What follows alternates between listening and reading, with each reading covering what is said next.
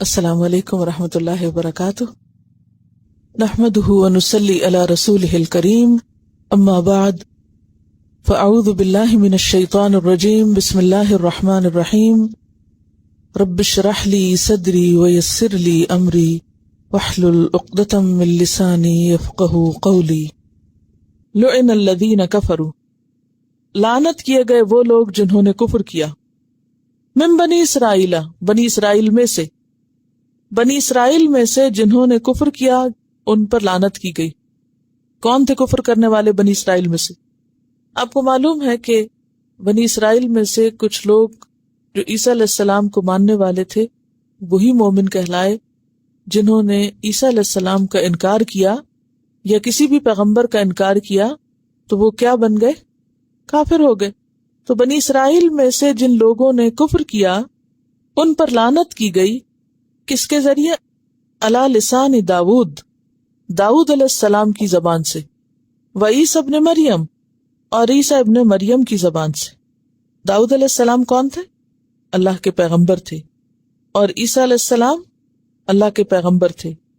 تو کفر سے مراد یہاں کفر اکبر بھی ہے اور کفر اصغر بھی۔ کفر اکبر کیا ہے؟ کسی پیغمبر کو نہ ماننا، اور کفر اصغر کیا ہے؟ اللہ کے حکم کا انکار۔ داؤد علیہ السلام کے زمانے میں بنی اسرائیل نے کون سا کفر کیا تھا؟ یاد ہے کسی کو؟ داؤد علیہ السلام کے زمانے میں مچھلیاں پکڑنے والا جرم کیا تھا انہوں نے۔ سب کے حکم میں نافرمانی یہ داؤد علیہ السلام کے زمانے میں ہوئی تھی۔ نتیجتاً کیا بنایا گیا تھا ان کو؟ بندر۔ وعیسیٰ ابن مریم، عیسیٰ علیہ السلام کے زمانے میں کیا کیا گیا تھا؟ آگے میں سے تفصیل آئے گی، ہلکا سا بتا دیتی ہوں کہ انہوں نے دعا کی تھی یا مطالبہ کیا تھا کہ ہمارے لیے آسمان سے ایک خوان اترے، یعنی آسمان سے ہمارے لیے ایک المائدہ اتارا جائے جس پر اس سورت کا نام بھی المائدہ ہے، اور پھر ہم اس سے کھائیں اور پھر اس دن کو عید بنائیں ہمارے لیے اور بعد کے لوگوں کے لیے وہ عید کا دن بن جائے۔ عیسیٰ علیہ السلام نے کہا تھا کہ اگر تم نے پھر مائدہ آنے کے بعد بھی بات نہ مانی تو پھر کیا ہوگا؟ اللہ کا سخت عذاب آئے گا، اور ایسی پکڑ آئے گی، ایسا عذاب آئے گا کہ جو دنیا میں سے کسی کو بھی نہ ملا ہوگا۔ کیا عذاب آیا تھا معلوم ہے آپ کو؟ خنزیر بنائے گئے تھے، اور یہ عذاب دنیا میں ان کے سوا کسی پر نہیں آیا۔ سورۃ المائدہ کی آیت نمبر 112 میں آتا ہے، اذ قال الحواریون یا عیسی ابن مریم هل يستطيع ربك ان ينزل علينا مائدة من السماء قال اتقوا الله ان کنتم مومنین قالوا نريد ان ناکل منها وتطمئن قلوبنا ونعلم ان قد صدقتنا ونكون عليها من الشاهدين قال عیسی ابن مریم اللهم ربنا انزل علينا مائدة من السماء۔ ان کے مطالبے پر عیسیٰ علیہ السلام نے دعا کی، یا رب ہم پر آسمان سے ایک خوان اتار، تکون لنا عیدن لأولنا وآخرنا، جو ہمارے پہلوں پچھلوں کے لیے عید بن جائے، وآیۃ منک، اور ایک نشانی تیری طرف سے، وارزقنا وانت خیر الرازقین، اور ہمیں رزق دے اور تو سب سے بہترین رزق دینے والا ہے۔ قال اللہ، اللہ تعالیٰ نے فرمایا، انی منزلها علیکم، میں اتارتا ہوں تم پر، فمن یکفر بعد منکم، اس کے بعد تم میں سے جو کوئی کفر کرے گا، فانی اعذبہ عذابا لا اعذبہ احدا من العالمین، میں پھر اس کو ایسی سزا دوں گا جیسی میں نے جہان میں سے کسی کو نہ دی ہو۔ اور وہ سزا کیا تھی؟ جعل منہم القردۃ والخنازیر، کہ ان کو سور بنایا گیا تھا۔ تو یہاں پر کیا کہا گیا کہ ان لوگوں پر لعنت کی گئی، یعنی یہ اللہ کی رحمت سے محروم ہو گئے۔ اور اللہ کی رحمت سے دوری کی علامت کیا ہے؟ کہ بندہ کسی مصیبت میں مبتلا کر دیا جائے، اور یہ ظاہری مصیبتیں تھیں ان پر کہ انہیں نشانہ عبرت بنا دیا گیا، انہیں بندر اور خنزیر بنا دیا گیا۔ تو یہ اس لعنت کا کیا تھا؟ جیسے عام طور پہ بھی ہم کہتے ہیں نا کہ فلاں کے چہرے پہ لعنت برس رہی، یہ شاید یہیں سے محاورہ لیا گیا، لعنت برسنا۔ تو لعنت برسنا کیا ہے؟ کہ انسان کی آب و تاب اور رونق جاتی رہنا۔ جب کوئی شخص بہت زیادہ غلط کام کرتا ہے نا، حرام کام کرتا ہے، جب ایسا ہوتا ہے نافرمانی کے کام کرنے والا. تو یہاں پر بھی کیا کہا گیا کہ ان کے اوپر داؤد اور عیسیٰ علیہ السلام کی زبانی لعنت کرائی گئی تھی، اور اس کا نتیجہ کیا ہوا کہ ان کو مسخ کر دیا گیا تھا. ذالک، یہ کیوں ہوا، یعنی یہ کیا لعنت؟ بما، اس وجہ سے کہ جو عصوا، انہوں نے نافرمانی کی تھی، وکانو، اور تھے وہ، یعتدون، حد سے بڑھ جاتے. عصوا کون سی نافرمانی؟ جو اپنی ذات میں تھی، اور یعتدون جو دوسروں پر تھی، دوسروں پر زیادتی، دوسروں کے ساتھ ناسلوکی. یعنی یہ سزا ان کو اس لیے ملی کہ یہ بہت گناہ کے کام کرتے تھے اور دوسروں پر بھی زیادتی کرتے تھے.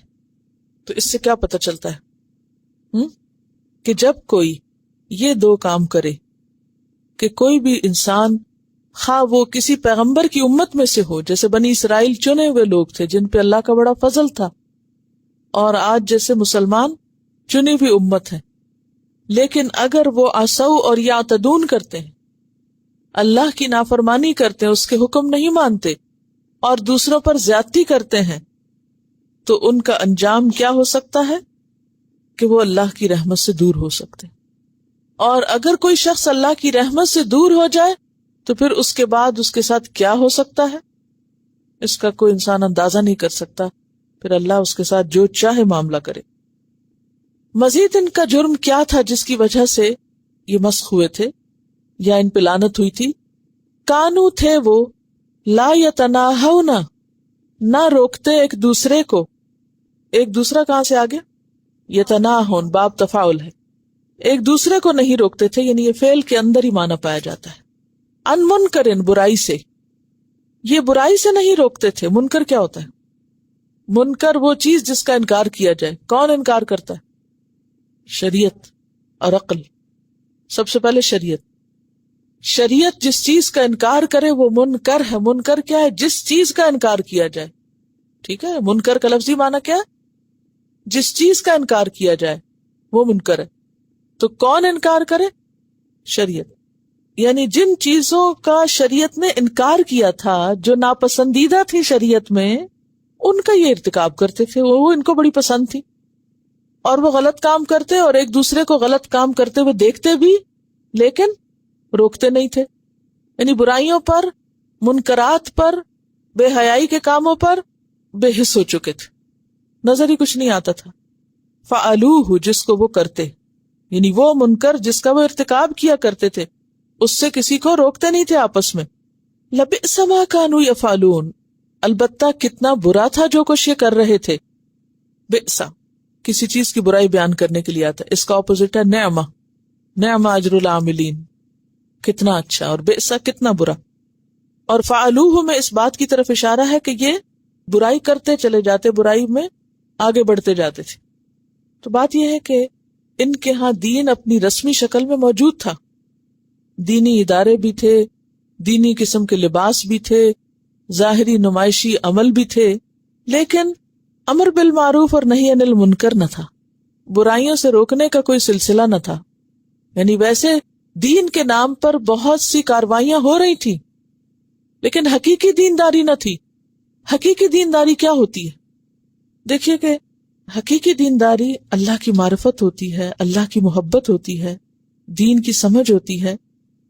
جب کسی کو اللہ سے محبت ہو تو اس سے یہ بات توقع ہی نہیں کی جا سکتی کہ وہ اللہ کی نافرمانی کو کھلے پیٹ برداشت کر لے.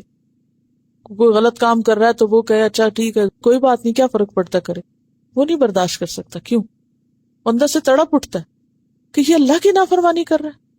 منکر کیا؟ اللہ کی نافرمانی کا کام. تو جو شخص اللہ کا خود اطاعت گزار ہو، اللہ کی محبت رکھتا ہو دل میں، اس سے اس بات کی توقع نہیں کی جا سکتی کہ وہ برائی پر آرام سے بیٹھ جائے اور برائی دیکھ کر اس کو کوئی تکلیف نہ ہو. اگر کوئی شخص برائی دیکھتا ہے اور اس کے کان پہ جو نہیں رینگتی تو اس کا کیا مطلب ہے؟ دیکھیں مثلاً اگر کوئی شخص آپ کے سامنے بھاگا جا رہا ہے اور کنویں میں گرنے والا ہے، یا مثلاً کوئی بچہ ہاتھ چھڑا کے سڑک پہ چلا گیا ہے اور آپ دیکھ رہے ہیں اور آپ کے منہ سے بھی کوئی لفظ نہیں نکلتا اور کوئی پریشانی کے آثار ہی نہیں ہے آپ کے چہرے پر، اور آ کے اس کو کوئی چیز لگ بھی جاتی ہے تو بھی آپ ٹس سے مس نہیں ہوتے اور آپ منہ موڑ کے چلے جاتے ہیں، اچھا کوئی آئے گا اٹھا لے گا. یہ بے حسی نہیں؟ کس قدر بے حسی. تو وہ تمام لوگ جو اسی طرح دن رات برائیوں میں مبتلا ہیں، وہ کیا کر رہے ہیں دراصل؟ وہ تو کنویں کی طرف بھاگ رہے ہیں گرنے کے لیے. کنتم علی شفا حفرۃ من النار. جو لوگ بھی اللہ کی نافرمانی کر رہے ہیں وہ دراصل کیا کر رہے ہیں؟ ہلاکت کی طرف دوڑ رہے ہیں. اور اگر کوئی شخص اپنی نمازیں تو پڑھتا رہے کہ میری جنت پکی ہو جائے، کوئی گرتا ہے کنویں میں تو گرے، تو ایسا شخص پھر جنت میں بھیجے جانے کا حقدار کہاں سے؟ جس کو صرف اپنی فکر ہے، کسی اور کی فکر ہے ہی نہیں. جس کو صرف اپنی جنت کی غرض ہے اور باقی جائیں جہنم میں اس کی بلا سے. تو ایسے شخص نے رب کو نہیں پایا. رب کو پانے والے برائیوں کے اوپر صبر نہیں کر سکتے، وہ تڑپ اٹھتے ہیں. تو ان کے ہاں چونکہ شعوری دین نہیں تھا، آج بھی چونکہ ہم مسلمانوں میں شعوری دین نہیں ہے تو اس لیے پرواہ نہیں کون کدھر جا رہا ہے. آپ میں سے کتنے لوگ ہیں جو گمراہ لوگوں کی گمراہی پر روتے ہوں، تڑپتے ہوں، سوچتے ہوں کہ کچھ کیا جائے؟ کتنے ہم مسلمانوں میں ایسے کہ جو اس غم میں مبتلا نظر آئے کہ لوگ کیوں بھٹک رہے ہیں. نبی صلی اللہ علیہ وسلم کا غم کیا تھا؟ لعلک باخع نفسک، لگتا ہے آپ اپنے آپ کو ہلاک کر ڈالیں گے. ان لم یؤمنوا بہذا الحدیث اسفا، اگر یہ لوگ نہ بات مانیں گے تو افسوس کر کر کے آپ اپنے آپ کو ہلاک کر ڈالیں گے.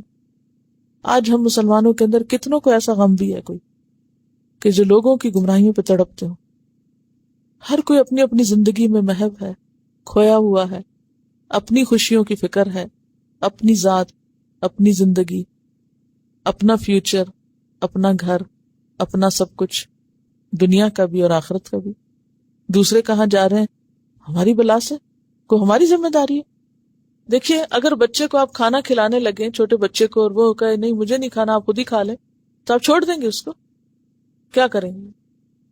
یہ بہت سی تعویلیں ہم کر دیتے ہیں نا، کہ جیسے اگر کوئی فکر لگتا بھی ہے کسی کا تو عموماً یہ کہہ کے مطمئن کرا دیا جاتا ہے کہ تم دنیا کو نہیں بدل سکتے، تم بس فکر کرنا چھوڑ دو. جس کے دل میں تڑپ لگ جائے نا، وہ راستے بھی ڈھونڈ لیتا ہے، وہ کہیں سے کہیں پہنچ جاتا ہے. ہمیشہ ایسا ہوا کہ جو لوگ برائی کو برائی نہیں سمجھتے رہے اور اس کے دور کرنے کے لیے کوئی انہوں نے طریقہ اختیار نہیں کیا، انہی کی پکڑ ہوئی. دیکھیے کہ جب اللہ کا عذاب آتا ہے نا، پھر وہ سب کو پکڑ لیتا ہے. قرآن پاک میں آگے بھی آپ پڑھیں گے، جب اصحاب السبت پہ عذاب آیا تھا تو اس میں سے کس کو بچایا گیا تھا؟ صرف ان کو کہ جو روکتے تھے برائی سے، باقی سب دھر لیے گئے تھے. اور عموماً ہم لوگوں کی ملامت سے ڈر کے نہیں کچھ کرتے اور نہیں فکر کرتے. آپ صلی اللہ علیہ وسلم نے فرمایا سب سے پہلا نقص جو بنی اسرائیل میں داخل ہوا تھا، پہلی برائی یا خامی جو بنی اسرائیل کے اندر آئی تھی، کہ ایک آدمی دوسرے کو برائی کرتے ہوئے دیکھتا تو کہتا اللہ سے ڈرو اور یہ برائی چھوڑ دو، یہ جائز نہیں.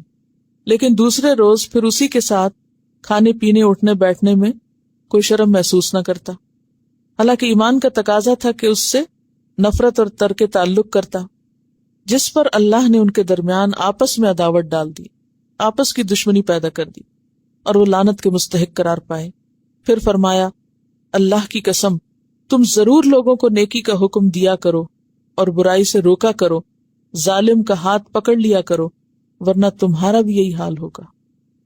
آپ نے فرمایا لوگو، اللہ تعالیٰ تمہارے لیے فرماتا ہے کہ بھلائی کا حکم دو اور برائی سے روکو، اس سے پہلے کہ تم دعا کرو اور تمہاری دعا قبول نہ کروں.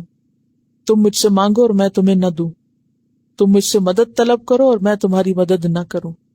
آپ نے فرمایا بخدا یا تو تم نیکی کا حکم دو گے اور برائی سے منع کرو گے، ظالم کا ہاتھ پکڑو گے، اسے حق اور انصاف کی طرف زبردستی لوٹاؤ گے، اس کا جبرن پابند کرو گے. بعض اوقات ہم کہتے ہیں ہم کیا کریں، ہم کچھ نہیں کر سکتے، جو جس کا دل چاہے کرے. نہیں، جو غلط کر رہا ہے اسے روکنا لازم ہے، ورنہ تمہارے دلوں کو بھی اللہ آپس میں ٹکرا دے گا اور تم پر کوئی ایسی پھٹکار ڈالے گا جیسے پہلے ان لوگوں پہ ڈالی گئی. تو اس سے کیا پتہ چلتا ہے کہ برائی کو دیکھتے ہوئے اس پر خاموش نہیں ہو جانا چاہیے، کوشش نہیں چھوڑنی چاہیے. اور آخری درجہ کیا ہے کہ دل میں تو برا سمجھتا رہے انسان. اچھا، دل میں برا سمجھنے کو بھی ایمان کا حصہ بتایا گیا اور اس کے بعد ایمان کا کوئی حصہ نہیں. کیوں؟ اس لیے کہ جس کے دل میں یہ آگے نا بات کی یہ برا ہے، یہ ٹھیک نہیں ہے، یہ غلط ہے، تو وہ مسلسل سوچے گا، وہ کہیں نہ کہیں اپنا ری ایکشن شو کرے گا، کسی نہ کسی طریقے سے اس کو دور کرے گا، اور جس دن وہ اس پہ مطمئن ہو گیا تو اس کے بعد اس کی کوئی کوشش بھی باقی نہیں رہے گی۔ لیکن ایک بات یاد رکھیے، ان دونوں آیتوں سے یہ خاص بات پتہ چلتی ہے کہ جو برائی سے نہیں روکتا وہ اللہ کی لعنت کا شکار ہوتا ہے۔ نکلتی یا نہیں؟ کہاں سے نکلتی یہ بات؟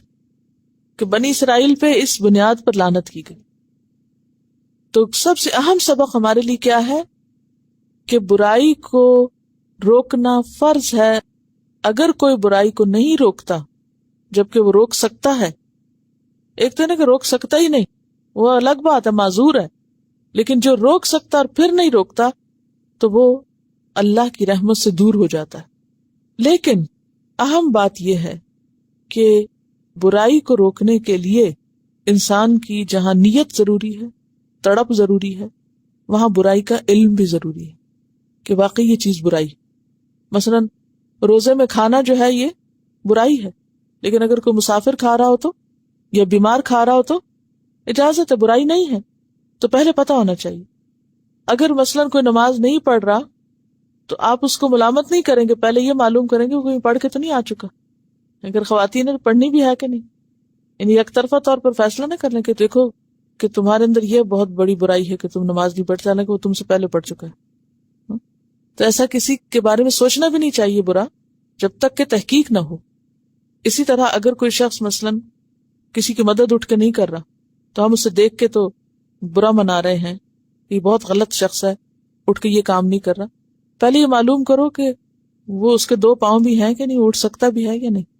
ہم یہ نہیں دیکھتے بعض اوقات، کیونکہ بعض اوقات ایک شخص بظاہر صحت مند تندرست نظر آتا ہے لیکن اس کو ایسی تکلیف یا ایسی بیماری ہے کہ جو اس چیز کو، مثلا اگر کوئی سڑک پہ بچہ دوڑا جا رہا ہے تو خود جو نہ دوڑ سکے اس کو ملامت کیسے کر سکتے ہیں آپ؟ وہ تو معذور تھا، تو وہ معذور نہ ہو شخص۔ پھر اسی طرح یہ ہے کہ منکر انکر نہ بنے۔ کیا انکر کا معنی آپ کو آنا چاہیے، کیا ہے انکر؟ اس پر تفضیل۔ تو منکر انکر نہ بنے کا کیا مطلب ہے؟ یعنی منکر چھوٹی برائی ہے اور انکر سب سے بڑی برائی، تو منکر انکر نہ بن جائے۔ یعنی بعض اوقات آپ ایک برائی کو دور کرنے لگتے ہیں تو کیا ہوتا ہے، اس سے بڑی چیز سامنے آتی ہے۔ بعض اوقات ایسا ہوتا ہے نا کہ کوئی دیوار اندر سے گلی ہوئی ہوتی، بظاہر پینٹ نظر آ رہا تھا، آپ کہتے ہیں یہ تھوڑی سی یہاں سے میں اس کی مرمت کر دوں، اور جو ہی آپ ہاتھ لگاتے ہیں تو وہ ساری آپ کے ہاتھ میں آ جاتی ہے۔ یعنی کہ چھوٹی سی اصلاح کیا بن گئی، بڑی خرابی بن گئی۔ اس کا مطلب نہیں کہ اس کو دور نہیں کرنا، لیکن انسان پھر اپنے حسب حال پوری تیاری بھی تو ویسی ہی کرے نا۔ اگر آپ کو ایک پوری دیوار ریپلیس کرنا ہے تو اس کے لیے کیا ہے، تو اس کی اتنی پلاننگ بھی کرنی ہوگی۔ اگر کوئی چھوٹی سی چیز ہٹانی ہے کہیں سے یا درست کرنی ہے تو چھوٹی سی کوشش کافی ہے۔ اب اگر ایک برائی بہت بڑے پیمانے پہ پھیل گئی اور رگیں اور جڑیں چھوڑ گئی، یہ ایسے ہی کہ جیسے جسم میں اگر انسان کے کوئی لوکل آپ کو چیز نظر آ رہی ہے، کوئی ابھار، کوئی کچھ، تو اس کا ہٹانا چھوٹے سے آپریشن سے کافی۔ لیکن اگر کسی کو خدا نہ خواستہ کینسر ہو چکا ہے تو اس کے لیے کیا کرنا ہوگا، اسی کے مطابق ہی تیاری کرنی ہوگی نا، ورنہ کیا ہوگا، ورنہ خرابی ہو جائے گی، آپ اسے چھیڑ دیں گے تو اور کام خراب ہو جائے گا۔ تو انسان کو اس چیز کا پوری طرح جائزہ لینا ہوگا جان کے۔ بعض اوقات یہ ہے کہ ایک شخص شراب پی رہا ہے، بہت بڑی برائی کر رہا ہے، لیکن آپ کو یہ پتا ہے کہ اگر میں نے اس سے شراب چھڑائی تو یہ اٹھ کے لوگوں کو قتل عام شروع کر دے گا، تو اب آپ کیا کریں گے، اس کو شراب سے روکیں گے؟ نہیں۔ کیوں نہیں روکیں گے؟ کہ یہ چھوٹی برائی ہے، اس کی اپنی ذات میں خود پی رہا ہے، لیکن اگر آپ نے اس سے چھینا گلاس تو وہ کیا کرے گا، اٹھا کے پسٹل کلاشن کو آپ کو بھی اڑائے گا اور ساتھ کچھ اور کو بھی۔ تو ایسی صورت میں پھر ایسے شخص کو آپ برائی سے نہیں روکیں گے کہ اس کی چھوٹی برائی بڑی میں تبدیل ہو جائے۔ تو یہ چند ایک شرائط ہیں، یہ اصول ہیں، یہ طریقے ہیں، تو ان کا بھی جاننا لازم ہے۔ لیکن عام طور پر ہر شخص کو اللہ نے کامن سینس دے رکھی ہے، اور وہ برائی کو دیکھ کر اپنے اندر یہ حیثیت اور صلاحیت پاتا ہے کہ اسے روک لے تو اس کو روکنا چاہیے۔ بعض برائیوں کو دور کرنے کے لیے جسمانی طاقت چاہیے ہوتی ہے، اور بعض کو دور کرنے کے لیے علم کی طاقت چاہیے ہوتی ہے۔ ٹھیک ہے، یعنی بعض برائیاں کیا ہیں، جسمانی طاقت سے دور ہو، اور اگر آپ صحت مند طاقتور ہیں تو ٹھیک ہے آپ کر لیں، لیکن بعض چیزوں کے لیے جسمانی طاقت نہیں، ذہنی طاقت چاہیے، عقل چاہیے، دلیل چاہیے، حجت چاہیے، علم چاہیے. اب مثلاً آپ نے 2-4 باتیں سیکھ لی اور اٹھ کے لگے فتوے لگانے ہر ایک پر، تو اس سے کیا ہوگا؟ خرابی ہوگی یا فائدہ؟ خرابی ہوگی نا. یہی کچھ کر رہے ہیں نا ہم. نیم حکیم خطرہ جان. تو اس کے لیے ضروری ہے کہ پہلے آپ جس درجے کا کام کرنے جا رہے ہیں، جن لوگوں میں کرنے جا رہے ہیں، اس کے بارے میں آپ علم بھی حاصل کر لیں، آپ اپنے پاس دلائل بھی جمع کر لیں، تیاری بھی کر لیں. کیونکہ بغیر تیاری کی کسی بھی چیز میں کودنا کام کو خراب کرنا ہے. آپ کپڑا سینے بیٹھ جائیں بغیر جانے اور بغیر تیاری کے، تو نتیجہ کیا نکلے گا؟ وہ آپ کو پہن نہیں سکے گا. اسی طرح کوئی کھانا پکانے بیٹھ جائیں اور آپ کو اوون بھی آن کرنا نہ آتا ہو، اور نہ اس کے آپ کو پتا ہو کہ تیز کہاں سے ہوتا ہے اور کم کہاں سے ہوتا ہے، تو آپ کام خراب کریں گے. تو کوئی بھی چیز، مثلا اگر آپ کو بجلی کا کام نہیں آتا اور آپ کہیں بجلی چلی گئی میں ذرا ٹھیک کر لوں، تو کیا کریں گے؟ زیادہ خرابی کر دیں گے. تو یہ جاننا بے حد ضروری ہے کہ جو خرابی آپ دور کرنے جا رہے ہیں، یعنی ایسے لوگوں سے بحثوں میں مت الجھے جن کے بارے میں آپ پوری طرح جانتے ہی کچھ نہیں. ٹھیک ہے؟ تو وہاں پر آپ اپنا عمل درست رکھیں، یہی بہت بڑی تبلیغ ہے. حکمت اور استقامت اور جرت، یعنی اس کے لیے کچھ اوصاف ہیں. لیکن چھوٹی چھوٹی چیزیں دیکھیے، جیسے امر بالمعروف کا درجہ ہے نا، ایک آیت پہنچا دو اگر پتہ ہے تو ہر انسان اپنی حیثیت کے مطابق کوشش کرے گا. جیسے بچہ ہوتا ہے نا، تو اس کی طاقت کم ہوتی ہے تو اس کو چھوٹے چھوٹے کام آپ دیتے ہیں. جیسے گھر میں چھوٹے بڑے بچے ہیں آپ کے، تو چھوٹے بچوں کو آپ کون سا کام دیں گے؟ جو چھوٹا ہوگا. بڑے کو بڑا کام دیں گے. تو اسی طرح علمی لحاظ سے جو چھوٹا ہے اس کو چھوٹا کام، جو بڑا ہے اس کو بڑا کام کرنا ہے. تو اگر آپ یہ ترتیب اور حکمت ملحوظ نہیں رکھیں گے تو کام خراب کریں گے. سب سے پہلے تو اپنا جائزہ لیں کہ آپ کہاں کھڑے ہیں، آپ کو مزید کیا چاہیے، پھر اس کے مطابق آگے بڑھیں. جیسے امر بالمعروف کے درجے ہیں نا، کہ کم سے کم کیا ہے. ایک آیت اگر آپ کو پتا ہے تو آپ ایک بتا دیں، ایک خیر کی بات کسی تک پہنچا دیں. اور اگر 2 پتہ ہے تو 2، 3 پتہ ہے تو 3. ٹھیک ہے؟ مثلا اگر آپ کسی کو بھی کسی برائی سے روکتے ہیں تو آپ کہتے ہیں کہ یہ چیز ٹھیک نہیں، آپ نہ کریں، تو وہ آپ کے ساتھ حجت بازی کرتے تو آپ اب غلط بیانی سے کام نہیں لیں گے. آپ اسے کہیں کہ مجھے اتنا معلوم ہے اور مجھے یہاں سے پتہ چلا، میرے علم کی حد تک یہ بات غلط ہے، باقی اگر تم اس کی تفصیل جاننا چاہتے ہو تو کسی عالم سے رجوع کر لو، لیکن بات غلط ہے، کام غلط ہے جو تم کر رہے ہو. ٹھیک ہے؟ تو حسب حال، حسب موقع، حسب حالات آپ ایکشن لیں گے، لیکن سمجھ اور اللہ سے مدد مانگنا بے حد ضروری ہے. ترا کثیرا منہم، تم دیکھو گے ان میں سے بہت کو. ان میں سے کون ہے یہ؟ بنی اسرائیل. اصل میں ضمائر کو کھولنا بہت ضروری ہوتا ہے، ورنہ آیت کا صحیح کانٹیکسٹ نہیں پتہ چلے گا. تم ان میں سے بہت سو کو دیکھو گے، یتولون، جو دوستی کرتے ہیں، مدد کرتے ہیں، یا تعاون کا معنی ہے جو تعاون کرتے ہیں، الذین کفروا، ان لوگوں سے جنہوں نے کفر کیا.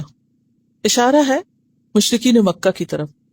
جیسا کہ آپ جانتے ہیں کہ یہود مدینہ مسلمانوں کی بجائے کن کے زیادہ قریب تھے؟ مشرکین مکہ کے. ان کو کہتے تھے تم زیادہ ہدایت یافتہ. اور خاص طور پر نبی صلی اللہ علیہ وسلم کی مخالفت میں یہ کن کا ساتھ دیتے تھے؟ کافروں کا. اور صرف کافروں کا نہیں، مدینہ کے منافقین کا بھی ساتھ دیتے تھے.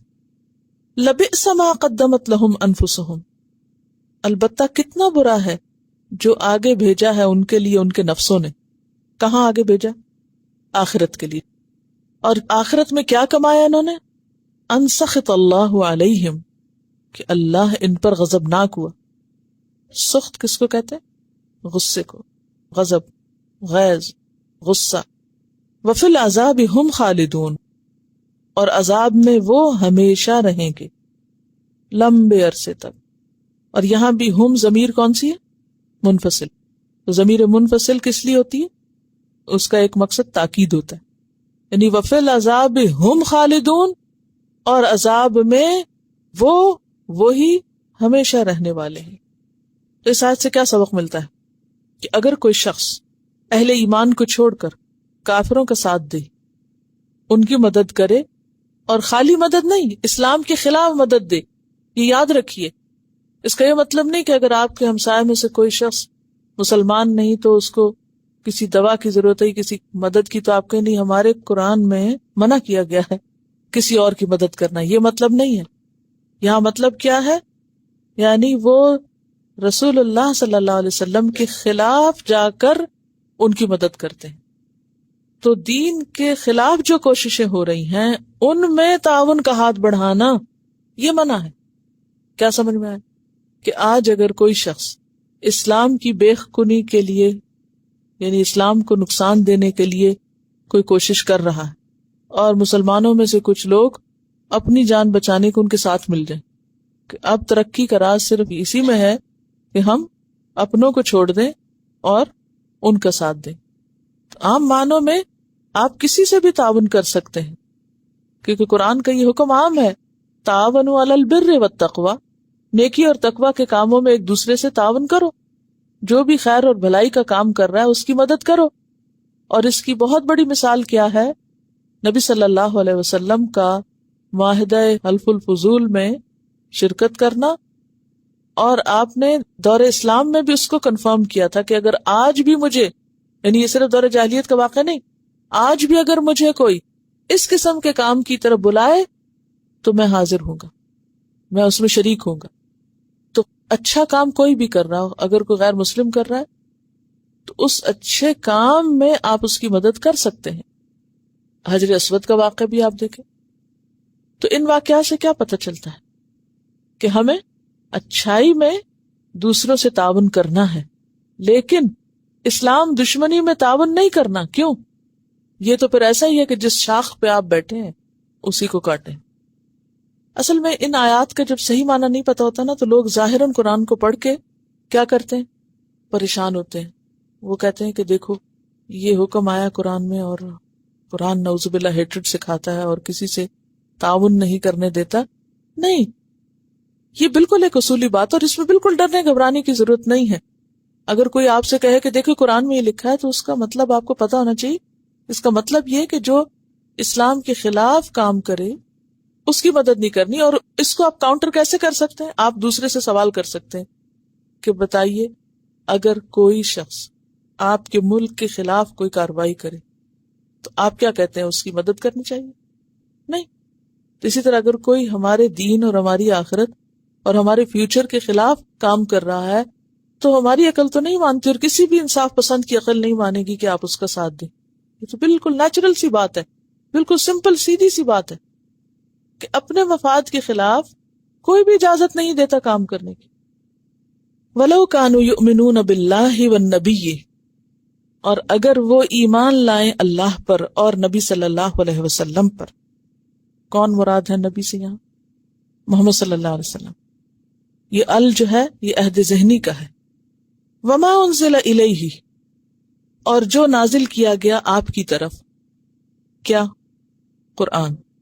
مَتَّخَذُوهُمْ أَوْلِيَاءَ، تو نہ وہ بناتے ان کو اولیاء، مددگار، دوست.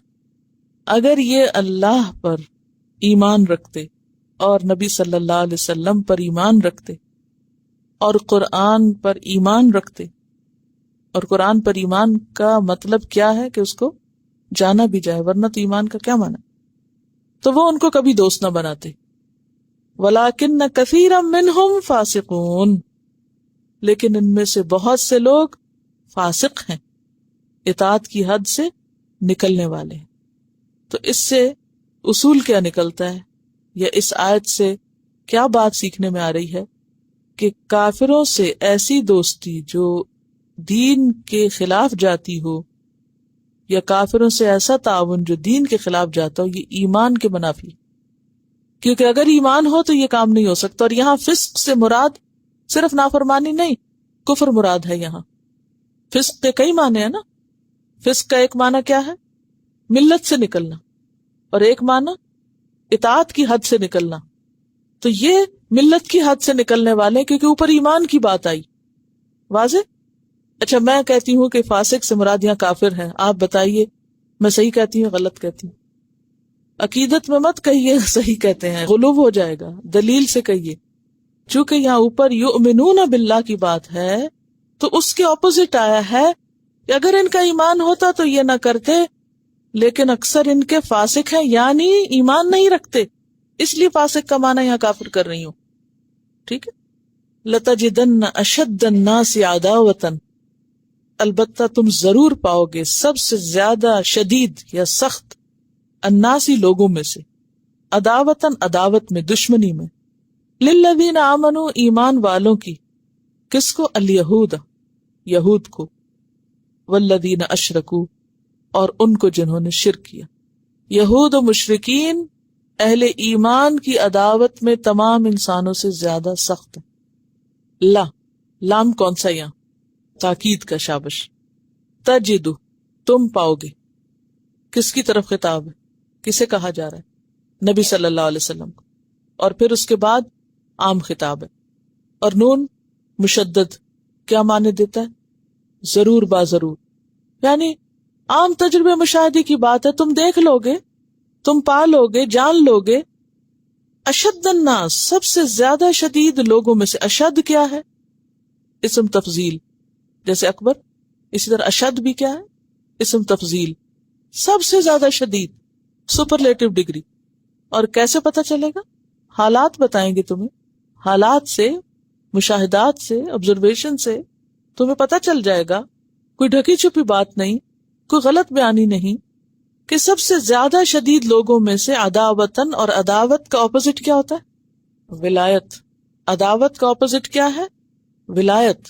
عداوت کس کو کہتے ہیں تو اس کا اپوزٹ کیا ہوتا ہے ٹھیک ہے نا. تو عداوت میں سب سے شدید پاؤ گے للذین آمنوا ایمان والوں کی الیہود یہود کو اور یہ یہود نبی صلی اللہ علیہ وسلم کے دور کے بھی ہیں اور عام طور پر بھی والذین اشرکوا اور وہ لوگ جنہوں نے شرک کیا اور وہ کون تھے اہل مکہ.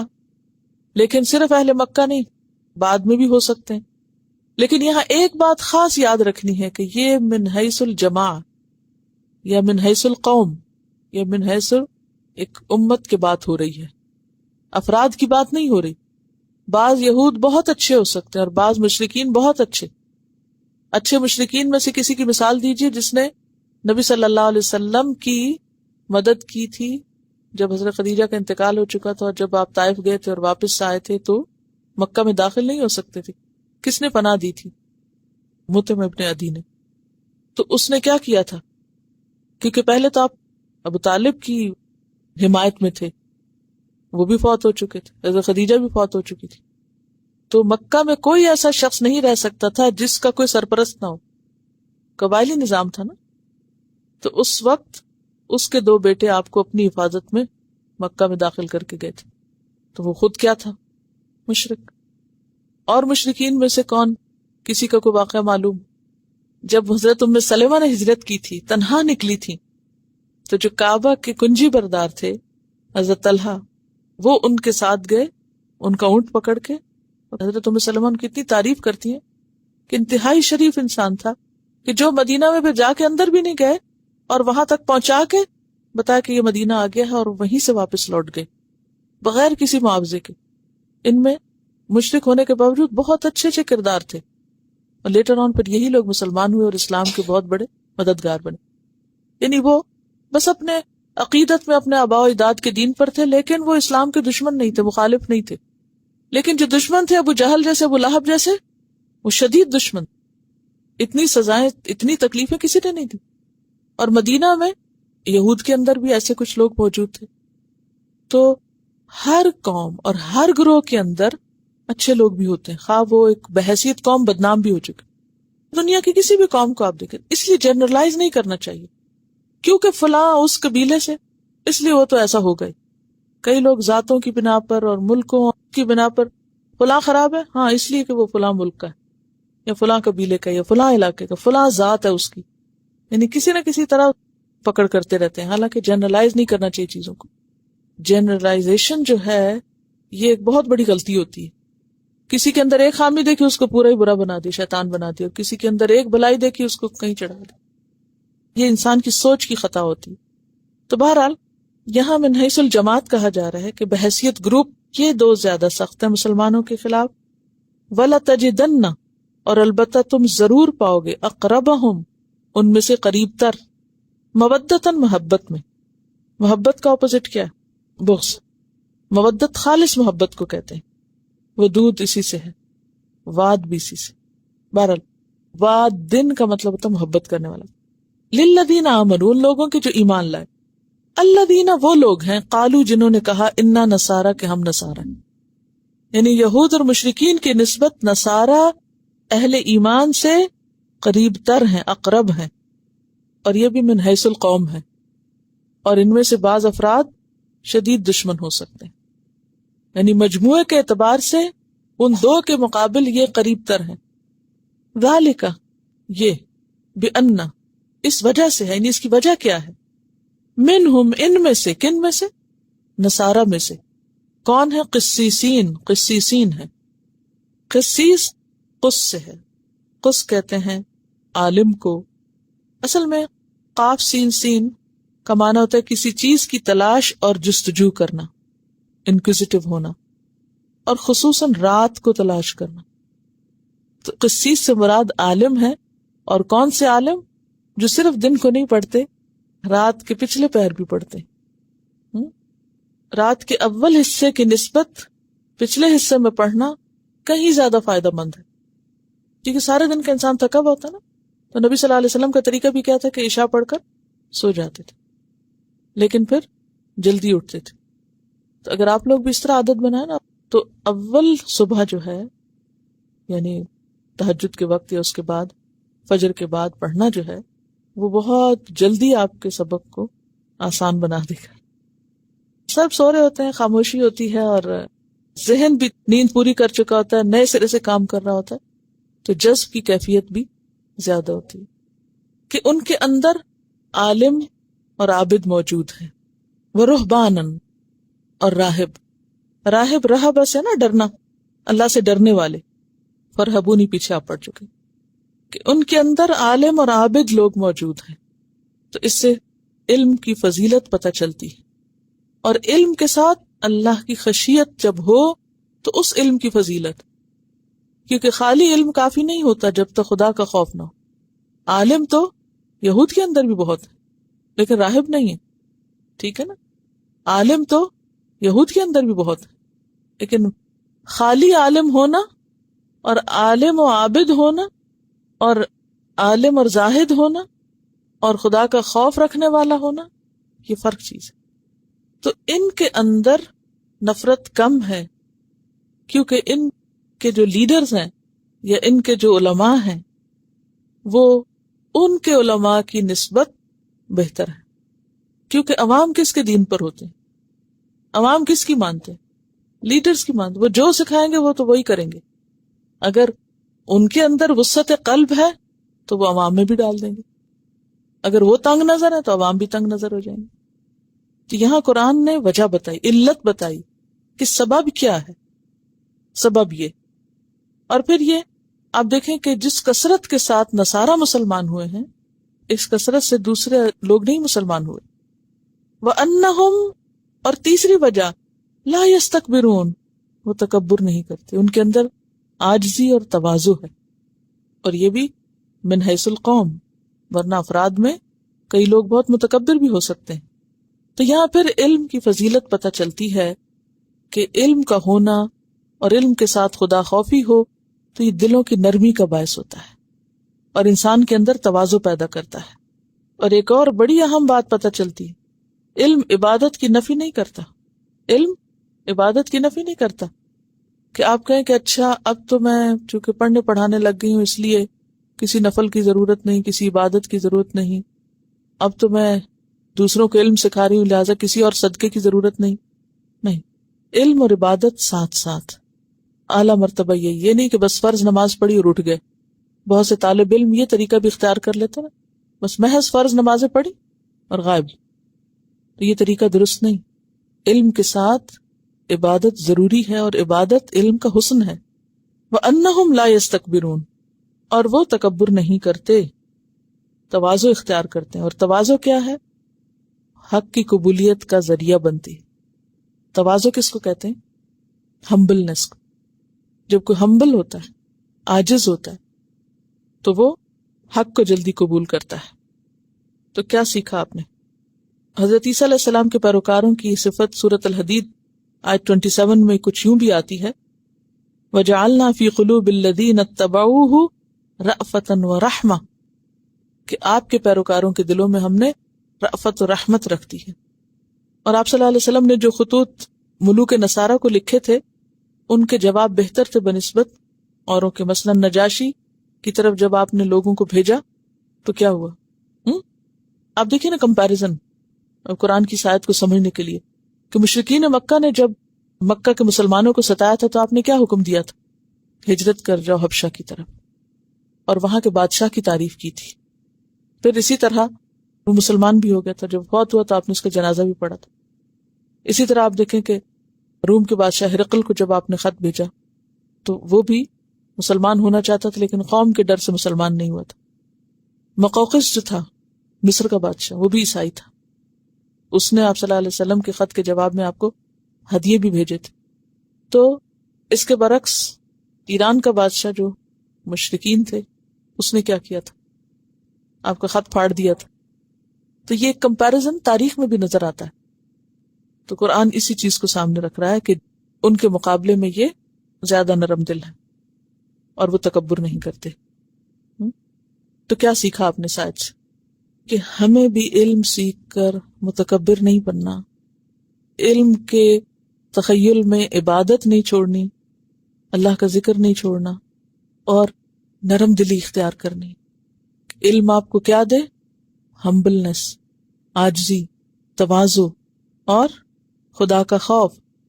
دیکھیے کہ تجلیات نبوت میں ہجرت حبشہ کا جو ذکر ہے پیج 97 پہ لکھتے ہیں، دوسرا قدم یہ تھا کہ آپ صلی اللہ علیہ وسلم نے یہ اچھی طرح معلوم کر لینے کے بعد کہ حبشہ کا بادشاہ نجاشی ایک انصاف پسند حکمران ہے اور اس کے پاس کسی پر ظلم نہیں ہوتا، مسلمانوں کو ہدایت کی کہ وہ حبشہ ہجرت کر جائیں۔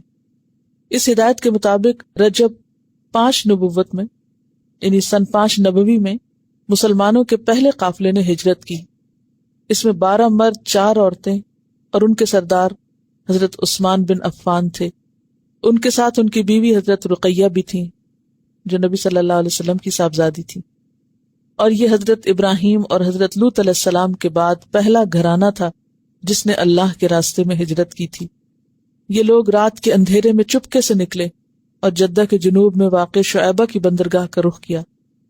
قسمت کی بات کہ 2 تجارتی جہاز وہاں موجود تھے، یہ لوگ ان پہ سوار ہو کر حبشہ پہنچ گئے۔ ادھر قریش کو ان کے بھاگنے کا پتہ چلا تو غیظ و غضب سے پھٹ پڑے، فوراً آدمی دوڑائے کہ انہیں پکڑ کر مکہ لایا جائے، خوب سزا دی جائے، یہاں تک کہ وہ اللہ کا دین چھوڑ جائیں۔ لیکن ان کے پہنچنے سے پہلے مسلمان سمندر میں دور جا چکے تھے، لہٰذا یہ لوگ ساحل تک جا کے نامراد واپس آ گئے۔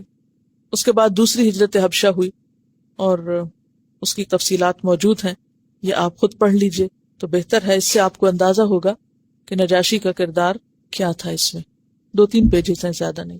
ہجرت حبشہ کا باب لسٹ میں سے نکال کے پڑھ لیجئے، ٹھیک ہے۔ وآخر دعوانا ان الحمد للہ رب العالمین۔ سبحانک اللہم وبحمدک نشہد ان لا الہ الا انت نستغفرک ونتوب الیک۔